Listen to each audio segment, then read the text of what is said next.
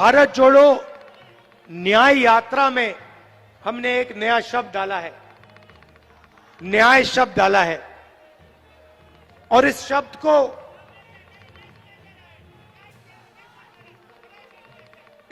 को देश में आज बहुत अच्छी तरह समझा जा रहा है।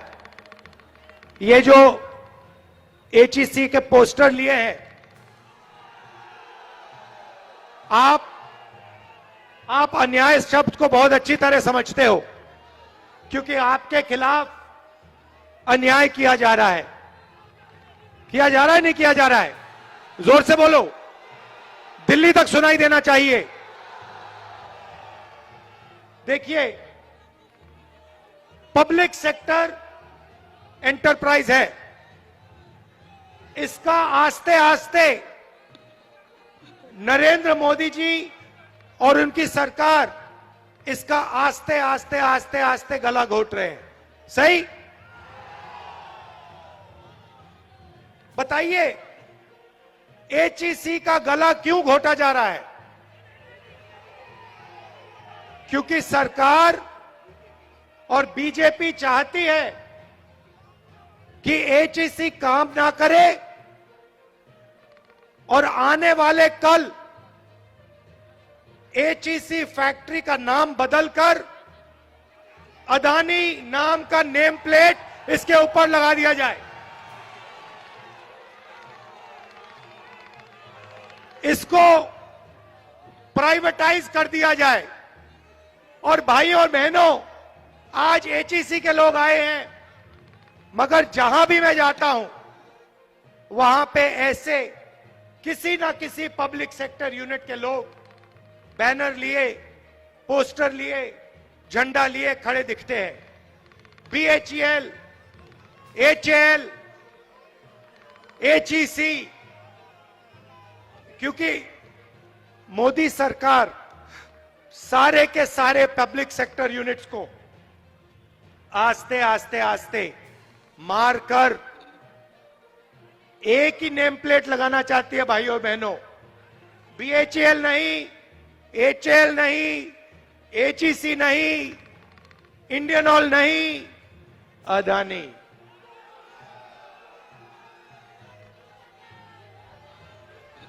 और यहां जो काम करते हैं, जिन्होंने सालों के लिए अपना खून, अपना पसीना दिया है, उन सबको ये बेरोजगार बनाना चाहते हैं।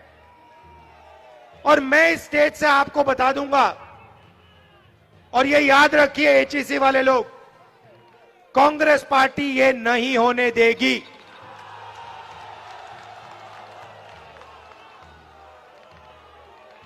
बीजेपी के लोगों से मैं कहता हूं, कर लो जो करना है, अदानी का नाम एचईसी पे नहीं लगेगा, हम नहीं लगने देंगे।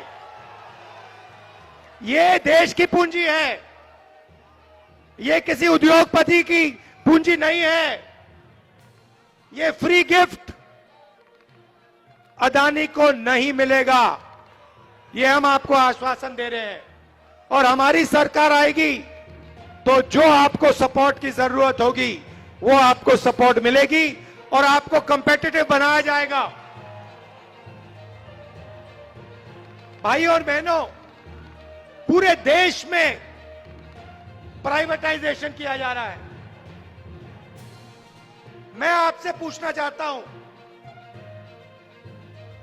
इस देश में ओबीसी वर्ग की, आदिवासी वर्ग की, दलित वर्ग की कितनी आबादी है? सबसे ज्यादा मत बोलो भैया, मुझे नंबर दो, मुझे नंबर दो। कितने प्रतिशत आदिवासी, दलित और पिछड़े लोग हैं इस देश में? नंबर दो। देखो, कोई नंबर नहीं दे सकता, कोई नहीं बता सकता कि इस देश में इतने पिछड़े लोग हैं। भाइयों और बहनों, बात आप समझिए, देश में कम से कम 50% ओबीसी वर्ग के लोग हैं। सही बात है। और मैंने कम से कम शब्द का प्रयोग किया है। आज तेलंगाना के चीफ मिनिस्टर यहां आए और उन्होंने मुझे बताया कि जो वायदा हमने तेलंगाना में किया था, आज उस वायदे को तेलंगाना की सरकार ने पूरा किया है। कौन सा वायदा? जाति जनगणना का वायदा। तेलंगाना में कुछ ही महीनों में पिछड़े वर्ग के लोगों को, आदिवासियों को, दलितों को, जनरल कास्ट के लोगों को, माइनॉरिटी को, सबको पता लग जाएगा कि किसकी कितनी आबादी है। अब मैं आपको यह बोल क्यों रहा हूं?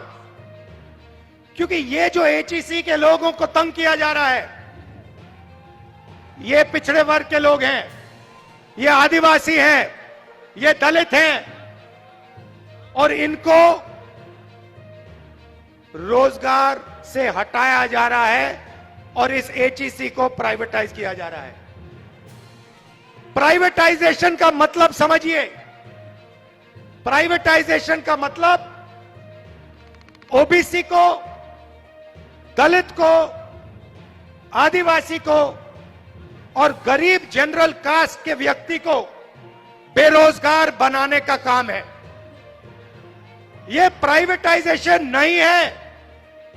यह दलितों से, आदिवासियों से, पिछड़ों से, गरीब जनरल कास्ट के लोगों से, माइनॉरिटी के लोगों से चोरी है। यह हो रहा है। आप देखिए, किसी दिन आप अदानी जी की कंपनी की लिस्ट निकालिए, अदानी की कंपनी की लिस्ट निकालिए और मैनेजमेंट की टीम देखिए। अदानी की कंपनी में आपको एक पिछड़ा नहीं मिलेगा, एक दलित नहीं मिलेगा, एक आदिवासी नहीं मिलेगा, एक गरीब जनरल कास्ट का व्यक्ति नहीं मिलेगा। और इस एक व्यक्ति को देश की पूरी पूंजी पकड़ाई जा रही है। एयरपोर्ट, पोर्ट्स, इंफ्रास्ट्रक्चर, सड़कें, पुल, स्टोरेज की facility, solar power, wind power, जो भी ये व्यक्ति चाहता है इसको मिल जाता है। ये डिफेंस में देश की रक्षा सेना करती है। आप देख लीजिए, सारे के सारे कॉन्ट्रैक्ट्स, हथियार के कॉन्ट्रैक्ट, ड्रोन के कॉन्ट्रैक्ट, ये सारे के सारे इसी एक व्यक्ति को दिए जा रहे हैं। क्यों? क्यों? क्योंकि हिंदुस्तान के प्रधानमंत्री चाहते हैं, इसीलिए इस एक व्यक्ति को एयरपोर्ट, पोर्ट्स, डिफेंस इक्विपमेंट सारा का सारा पकड़ाया जा रहा है। मैंने आपसे सवाल पूछा, इस देश में पिछड़े लोग कितने हैं, आदिवासी कितने हैं, दलित कितने हैं? इसके पीछे सोच है। भाइयों और बहनों, आप किसी प्राइवेट कंपनी में जाइए, किसी भी प्राइवेट कंपनी में जाइए और वहां पूछिए यहां पे पिछड़े लोग कितने हैं, दलित कितने हैं, आदिवासी कितने हैं? आपको एक नहीं मिलने वाला। फिर आप जाइए हिंदुस्तान की सरकार में जाइए, 90 लोग हिंदुस्तान की सरकार को चलाते हैं, आईएएस ऑफिसर हैं, पूरे के पूरे बजट को ये कंट्रोल करते हैं। हिंदुस्तान की सरकार 10 रुपए खर्च करती है तो रुपए कहां खर्च होंगे, ये 90 लोग निर्णय लेते हैं। 90 में से आदिवासी कितने, दलित कितने, पिछड़े कितने, आप जानते हो? देखो सन्नाटा छा गया, सब चुप हो गए। भाइयों और बहनों, 90 में से सिर्फ 3 ओबीसी वर्ग के लोग हैं और 100% बजट में से ओबीसी वर्ग के अफसर सिर्फ 5% कंट्रोल करते हैं। मतलब अगर हिंदुस्तान की सरकार 100 रुपए बजट में बांटती है तो 5 रुपए का निर्णय ओबीसी वर्ग लेता है। आप जानते हो दलित वर्ग के अफसर कितना निर्णय लेते हैं? फिर से बोलो, जीरो जितना, उसको जीरो ही मान लो। आदिवासी वर्ग, उनको भी जीरो मान लो। तो आपकी ना सरकार में हिस्सेदारी, ना कॉर्पोरेट सेक्टर में हिस्सेदारी। आप जाइए, लिस्ट निकालिए, प्राइवेट अस्पतालों की लिस्ट निकालिए, उसमें देखिए, उसमें आपको दलित नहीं मिलेगा, मैनेजमेंट में एक ओबीसी नहीं मिलेगा, एक मालिक नहीं मिलेगा, एक आदिवासी, एक दलित, कोई नहीं मिलने वाला उसमें। फिर आप प्राइवेट यूनिवर्सिटीज की लिस्ट निकालिए, कॉलेजेस की लिस्ट निकालिए, उसमें आपको एक पिछड़ा नहीं मिलेगा, एक मालिक आपको पिछड़ा नहीं मिलेगा, एक मालिक दलित नहीं मिलेगा, एक मालिक आदिवासी नहीं मिलेगा।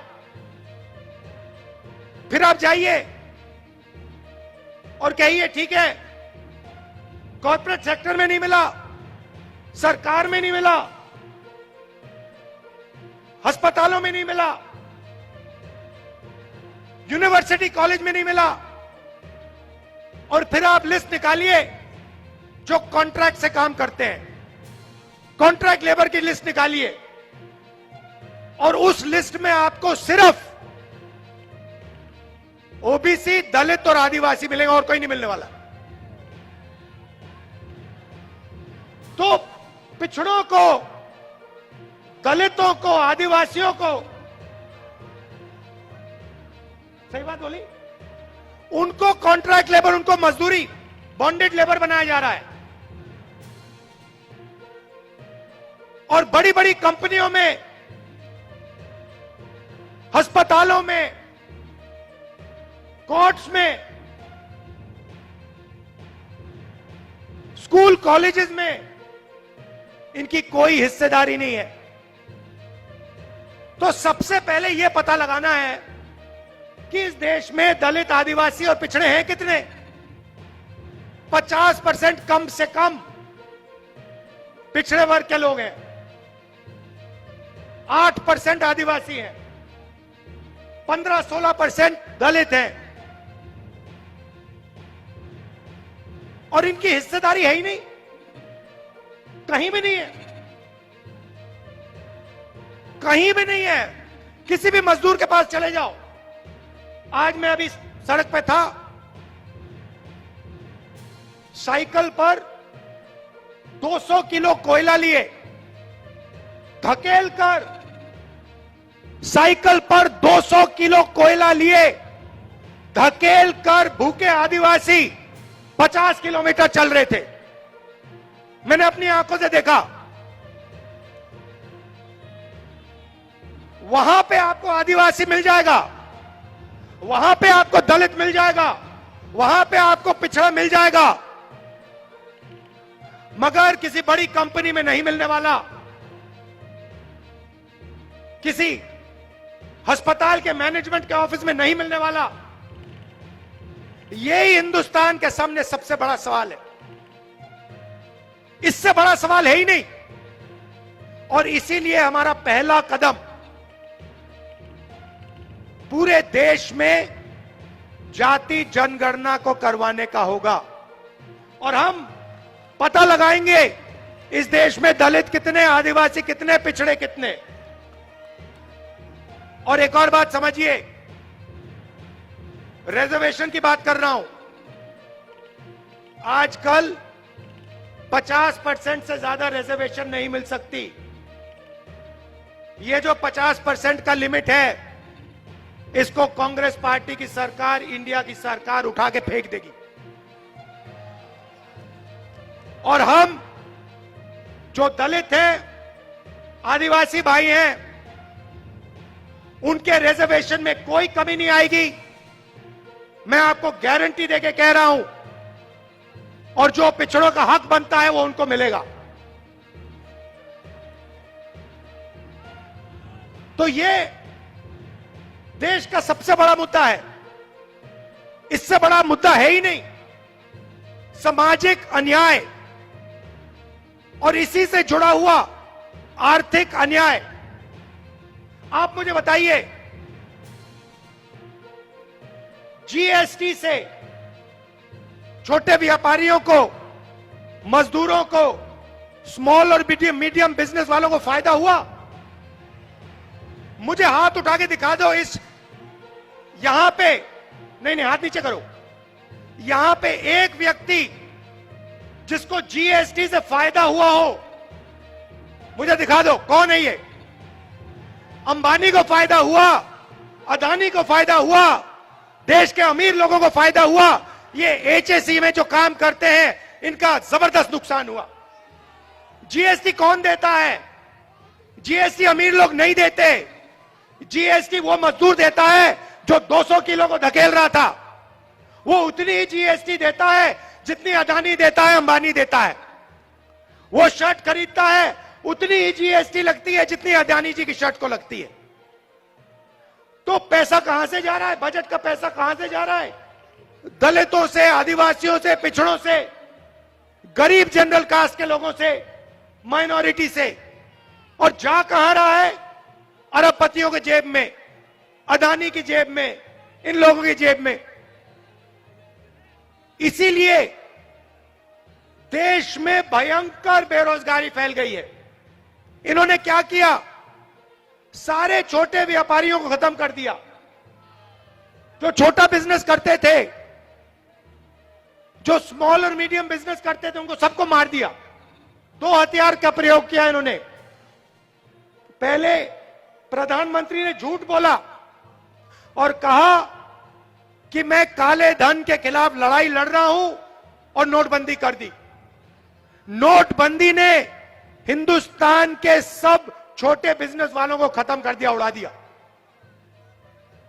यह अदानी जी के लिए काम किया। उसके बाद जीएसटी लागू कर दी। नतीजा हुआ कि आज हिंदुस्तान का युवा रोजगार पा ही नहीं सकता। जितना भी ढूंढना है ढूंढ लो।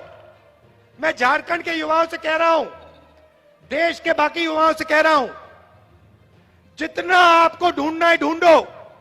नोटबंदी के बाद, जीएसटी के बाद, नरेंद्र मोदी जी की पॉलिसीज के बाद छोटे बिजनेसेस हैं ही नहीं। ये देश की रीढ़ की हड्डी है। ये बेरोजगार देते हैं, इनको खत्म कर दिया। तो जब तक दिल्ली की सरकार नहीं बदलेगी, तब तक इस देश में युवाओं को रोजगार नहीं मिल सकता। सीधी बात है। और मैंने, अब मजे की बात देखिए, पहले नरेंद्र मोदी कहते थे, हर भाषण में कहते थे, मैं ओबीसी हूं। याद है आपको? तो मैंने प्रधानमंत्री से कहा, प्रधानमंत्री जी आप ओबीसी हैं, आप पिछड़े वर्ग के हैं, तो आप ऐसे करिए, जाति जनगणना लागू कर दीजिए। देश को बता दीजिए कि आप जैसे पिछड़े वर्ग के लोग कितने हैं। उसके एकदम बाद नरेंद्र मोदी भाषण देते हैं, कहते हैं भाइयों और बहनों, देश में दो ही जात हैं, एक अमीर है और एक गरीब है। वारे वाह, एक अमीर है और एक गरीब है, तो फिर आप कहां के ओबीसी बन गए? जब ओबीसी को हक देने का टाइम आया, रिजर्वेशन देने का समय आया, सामाजिक न्याय देने का समय आया, दलितों को, आदिवासियों को न्याय देने का समय आया, तो नरेंद्र मोदी जी कहते हैं इस देश में तो जाति नहीं है।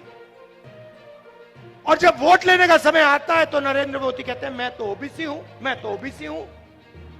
आप कैसे ओबीसी हैं? तो देश में सामाजिक न्याय, अन्याय, आर्थिक अन्याय, महिलाओं के खिलाफ अन्याय, किसानों के खिलाफ अन्याय, मजदूरों के खिलाफ अन्याय, ये 5 बड़े बड़े अन्याय हो रहे हैं और ये हर रोज कहीं ना कहीं आपको दिखेंगे। ये सरकार को, मोदी जी को नहीं दिखते, उनके मंत्रियों को नहीं दिखते, मगर बाकी हिंदुस्तान को हर रोज ये दिखते हैं। और इन अन्याय के खिलाफ हमने न्याय यात्रा शुरू की है। ये हमारा लक्ष्य था और इससे देश को हमने एक दूसरी विचारधारा दी है कि देखिए, नफरत से, हिंसा से कुछ नहीं होने वाला, कुछ नहीं होने वाला।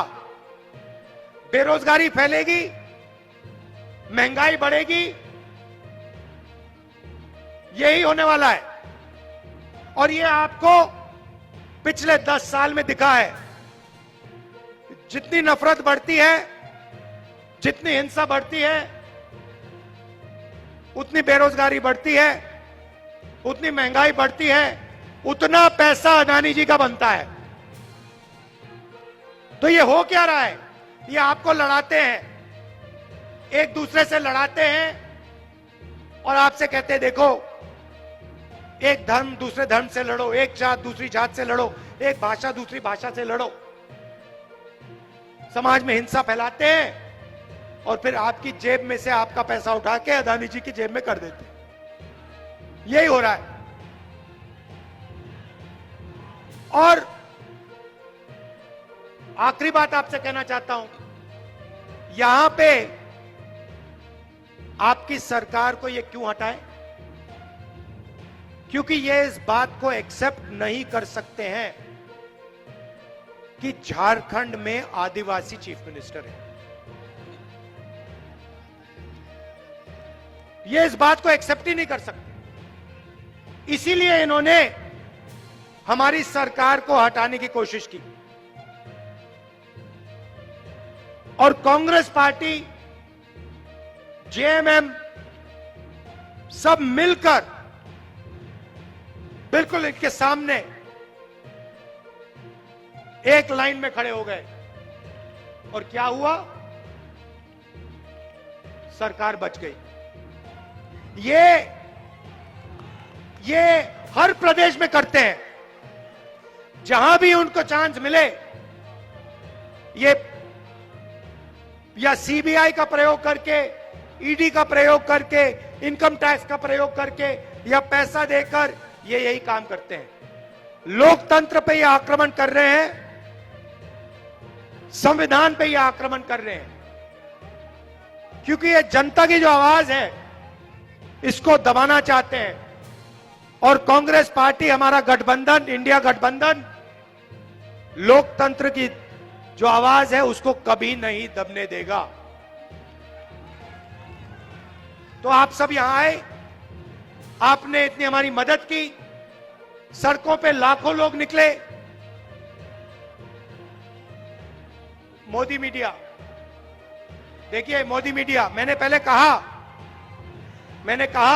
प्रेस के हमारे मित्रों, मगर ये हमारे मित्र नहीं है, ये हमारे मित्र नहीं है। ये रिपोर्टर है, ये हो सकते हैं बेचारे, मगर इनके जो मालिक हैं वो हमारे मित्र नहीं है, उनके मित्र दूसरे हैं। तो आप सबसे मैं धन्यवाद करना चाहता हूं कि आप लोकतंत्र के लिए लड़ रहे हो, आप संविधान के लिए लड़ रहे हो और आप इस देश की रक्षा कर रहे हो, देश की रक्षा कर रहे हो। आखिरी बात, नहीं बोलो, जोर से बोलो। नहीं नहीं, एक सेकंड, जोर से बोलो। ये देखो, सरना कोड देना होगा और ये काम हम आपके लिए करवा के डिलीवर कर देंगे। घबराइए मत, डरिए मत। धन्यवाद, जय हिंद।